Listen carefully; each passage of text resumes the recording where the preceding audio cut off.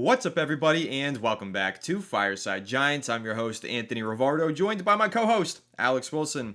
And today we're going to be breaking down one specific draft prospect that we like for the New York Giants. Now, the Giants have a need here on the interior of their defensive line. Obviously, Dexter Lawrence, an all-pro caliber player, one of the best players in the entire sport. But opposite Dexter Lawrence, it's a little bit thin on the interior of the defensive line for the Giants. They, of course, do have Nacho, Raheem Nunez-Roches. They signed that one defensive lineman this offseason, Roy Robert Henderson, I believe is his name. They've got some depth pieces alongside Dexter Lawrence, but none legitimate starters, right? Like, yes, you can have Raheem Nunez-Roches start for you 17 games if you need him to, but then you probably end up with a bad run defense like the Giants had this past season when Raheem Nunez-Roches was their starter. So how do they upgrade that position? Well, thankfully, the upcoming 2025 NFL draft class is filled with defensive line talent. All of the top analysts, scouts, and outlets are saying that this defensive line class is just loaded with starters across the board, well into the middle rounds of the NFL draft. And for the Giants, who, yes, are picking at number 3 overall, unlikely to take a defensive lineman there. However, when they're on the clock at pick number 34 in the second round, that might be the perfect time to land an interior defensive lineman that could start on day one, be an impact player as soon as they're drafted. And we found the guy that we think could be exactly that for the Giants, and that is Tyleik Williams out of Ohio State University. I was showing Alex this guy. We were talking about him, and man, we both are super impressed with him. I'll throw this out there just kind of, for the long-term Fireside Giants viewers, the guys who've been around since day one. You guys all remember how much I liked Aleem McNeil coming out of the draft. I think that was like in 2020 or 2021, Alex. I was such a big Aleem McNeil fan. I've identified my next defensive line gem here with Tyleik Williams. I think this is my guy in this draft class. His playing style is exactly what I like from defensive linemen. He's a freak athlete. He's an absolute beast against the run, but that athleticism at that size, you can't teach it. And that's why I think he would be such an exciting selection for the Giants if they are on the clock and they do take him with a number 34 overall pick. So that's who we're going to go ahead and discuss today, and also speak more generally about the impact that a rookie defensive lineman could have on the trenches for the Giants and why it's so essential for them to add some talent alongside Dexter Lawrence. But before we dive into all of that, Alex, how are you doing today, my friend? And what are your thoughts on Ohio State defensive lineman Tyleik Williams? Doing pretty good, and yeah, it's nice to take a day off from discussing the quarterbacks and all this and Aaron Rodgers and Sanders. It's nice to just have a day where we talk about a different position. And in the second round, the Giants could go a number of different ways. And naturally, BPA is always the best method to go, just getting the best players no matter the position, even if you have a strong suit. And the defensive tackle classes here is so strong. Like, you can get starters in the first 4 rounds at the position. So maybe that favors the idea of waiting. But the upper echelon, the upper crop, the cream of the crop here is still better than the mid rounds, if you do want to wait until then. And Tyleik Williams is one of those guys that you watch him play, and the guy just has extraordinary power. 334 pounds, you mentioned. This is not a small dude. This guy is encroaching on Dexter Lawrence's weight, like only 5 or 6 pounds away from being the same weight as Dexter Lawrence. He's a little bit shorter, I think, but, that's kind of how I envision this defensive line going for the Giants. They need another big-time run stopper. They added some depth, like you mentioned, but they should be going out and getting a really good young defensive tackle that can pair up with Dexter Lawrence, can learn, soak up all the information possible, and develop his techniques and add a different element, right? Dexter Lawrence is a one-size-fits-all. He's an elite run stopper, and he's an elite pass rusher. You get the best of both worlds with him. But when it comes to, another player alongside him, of course, you can't always have the best of both worlds. You can't have both. But in this instance, you're getting a player that has the upside to be a solid pass rusher with a little bit more refinement and tweaking. But on day one, he's going to give you leverage, and he's going to give you a lot of support in run defense. And the Giants last year were horrid in run defense. They could not stop the run. And the best way to beat an opposing team is to make them one-dimensional. If you stop the run, especially in today's NFL, Anthony, you're looking at a lot of teams kind of turn back the clock a little bit. The Lions are a big run-first team. You see a lot of these teams. The Eagles are a big run-first team. A lot of clubs have those running backs that are capable of just destroying you on any given week. And, the Giants need to be able to limit those teams. Like the best teams in football all run the ball really effectively. And in the NFC East, there's always been a strong running game kind of identity, whether it be the Cowboys who used to run through Ezekiel Elliott. They've kind of fallen off a bit. Now you got Jaden Daniels who can move with his legs, and obviously Saquon Barkley over in Philadelphia. You have to be able to stop the run. And if you are able to do that effectively, you're going to create a lot more opportunities for yourself to get off the field and give your offense more chances to have the ball. So, that element is so under kind of appreciated in today's NFL. And the Giants, they revamped their secondary with Paulson Adebo, Javon Holland. They have lots of good talent there. There's only one missing link to me, and it's that defensive tackle spot next to Dexter Lawrence. And Tyleik Williams is a freak of nature. 6'3", 334. He's no small guy, and he moves. If you watch him at the combine, moves like a freaking running back. Like, you don't see guys like that at that size. Like Dexter Lawrence at his size, running the way he does, is astounding. Having a guy with that level of athletic profile next to him, who's already going to be a day one, like, premium run stopper, that's a good place to start. That's a good benchmark to say we can build from there. Absolutely. And before we continue this conversation, Alex, I'm going to throw this out there. Back in that 2021 offseason, when we revealed to the Fireside Giants viewers that we were such big fans of Aleem McNeil, the Fireside Giants viewers went to social media and they started hitting up Aleem McNeil and saying, get on this podcast. And he got on this podcast. Fireside Giants fans, do it again. Go after Tyleik Williams and get him on the show. That would be fantastic. I love interviewing draft prospects, especially these defensive linemen. There's something about defensive linemen that just gets me excited, gets me going. Like, that's pure football, right? Like, you fall in love with football for these big, beefy guys duking it out in the trenches.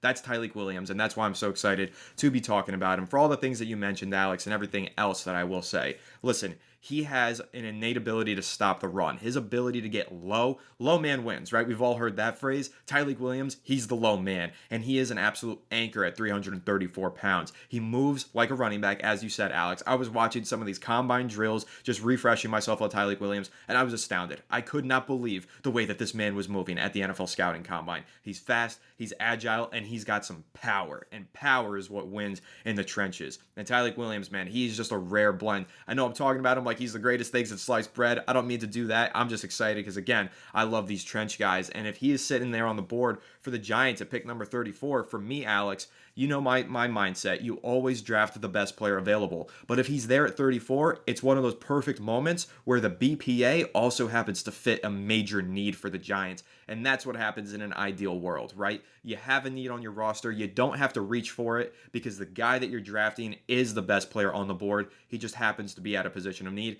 And I truly do feel as though if Tyleik Williams is there at 34, he would be the BPA and he would fill a major need for the New York Giants. I really do think too, Alex, he didn't have the greatest production as a pass rusher throughout his collegiate career. When you're looking at stats and PFF grades and stuff like that. But he had like an average pass rush win rate, if you want to use that as an example, a 6.6% pass rush win rate. He only had 3 sacks in 2024 and only 16 hurries. Yeah, so these stats aren't like going to jump off the page and say, hey, this guy's an elite pass rusher. But you know what will jump off the page? It'll jump off the film is that athleticism that tells you maybe he wasn't productive as a pass rusher at Ohio State. However, that might have been just a result of the role that he was playing in that defensive front.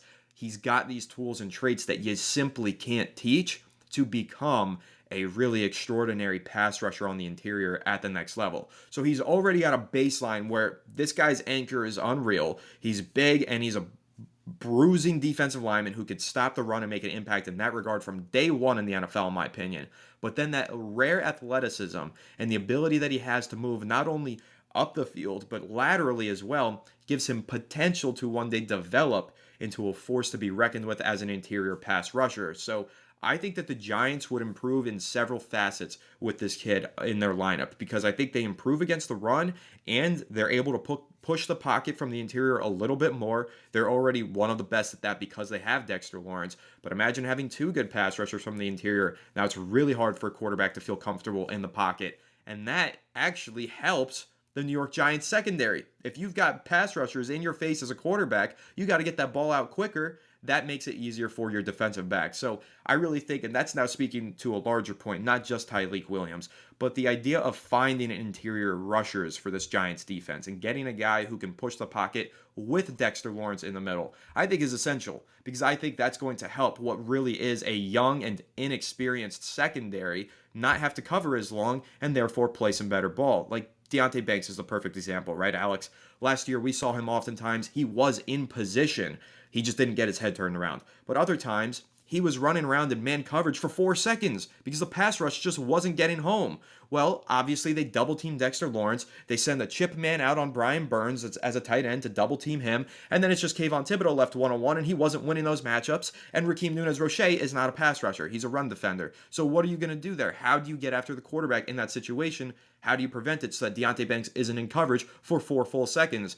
You need another interior rusher. That's what the Giants need. And that's why I think Tyleik Williams or any of these guys in the second, third round who have that pass rushing quality could be such an exciting and impactful addition to the New York Giants. So, Alex, now speaking more generally about defensive linemen, not necessarily Tyleik, although he's obviously included in this, why do you think it's so important that the Giants not only bring in a guy who can stop the run, but that element of being a rusher from the interior? How special can that be, and how transformative can that be for a defense, especially one with a young secondary? I mean, having an elite defensive line takes a tremendous amount of pressure. And honestly, the secondary got a lot older. I mean, they're young on paper, obviously, but in terms of experience, they got substantially more with Adebo and Javon Holland. But, you know, one of the things that I really like about Tyleik Williams is that his power is elite, right? His biggest con is that his arms aren't that long, and his handwork needs a little bit more refinement. But the handwork will come with more training and coaching at the NFL level. Like, he'll learn a thing or two from Dexter Lawrence regarding handwork and kind of I guess improving in that regard. If he gets the hands work done, if he gets the ability to use his leverage and his power and maximize that, which Lawrence is an elite player at, this guy could be special. I mean, his power is overpowering in nature. 1v1 blocks, he's gonna kill you. He's gonna annihilate you. And Lance Zierlein used a couple of words. Some of them kind of suspect. Other one though, very, very, and I'll tell you in a second, Anthony. One of them I really like though is he calls Tyleik Williams violent. And the Giants need more violent players. They need more guys that are in the trenches that are just completely violent and are aggressive, and they are freaking out there to kill you. Because that's what the NFC East has become, man. Like, you need to destroy the other people. Jalen Carter, like, he destroys you. You know what I mean? Like, he just completely takes your confidence away. Dexter Lawrence takes your confidence away. Having another player with that overpowering nature, I like the idea of violent. The other suspect thing that Lance Zierlein said is he has girthy lower body with big, meaty hands. Very choice words from Lance Zierlein. Could have used anything else to describe that, but nonetheless, that's how he describes Tyleik Williams. Very interesting. Explosive and violent in initial stages of his block take on. So, you know, the shorter arms are the thing that kind of gets him a little bit of a red flag, and his ability to shed double teams. But I watched a clip of him putting his leg in the ground and taking on a double team and just stonewalling them. And it's like, that level of power, it's you're kind of born with that, man. Like, it's hard to find stuff like that, and I think it's a good place to build from as a prospect. Absolutely. I only wanted to jump in quickly because I'm looking at the same scouting report from Lance Zierlein as you. You skipped over another. You know what? I'm just going to read this scouting profile because I think Lance Zierlein was on something here. He was doing this on purpose. Because the first sentence here, Alex, drain clogging run defender with violent first contact and nimble feet for impressive tackle production. All right, I'm sorry. Why? Anything else you could have used to describe this player? Instead, you said girthy lower body with meaty hands. Like literally could have used anything. You could have literally said anything, like extremely like strong lower body with great handwork.